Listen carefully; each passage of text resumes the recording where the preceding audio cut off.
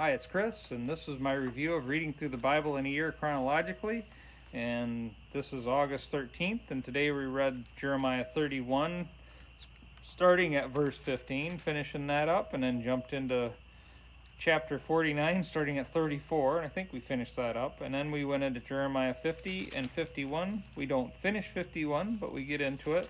What about today? We got starting off with sadness turning to joy, and there's a lot of hope in this first section in 30. This first section in Jeremiah 31. I think a good summary of that is, "For I have given rest to the weary and joy for the sorrowing." That's the promise of God. Sometimes it takes that, and it comes after a punishment, but He brings people back. Jeremiah just sends the message, or tells the message as God tells him, that he will destroy the archers of Elam. The Lord's declaring His power and might over Elam, over Babylon, and His declaration over the power of Babylon is quite lengthy. And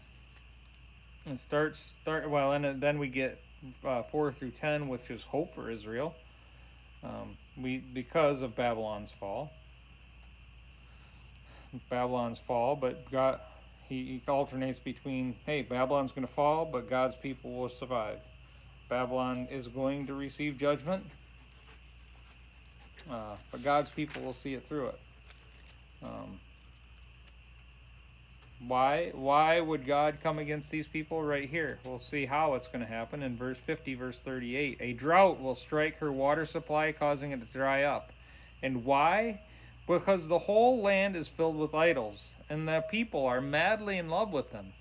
We are created to love God and honor God and praise Him, give Him our praises. That's what the Lord desires from us. He doesn't need us to do it, but He desires that. He desires our time.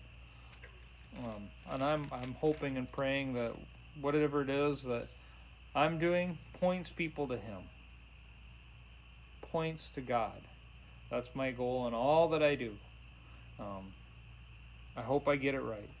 I pray that I get it right.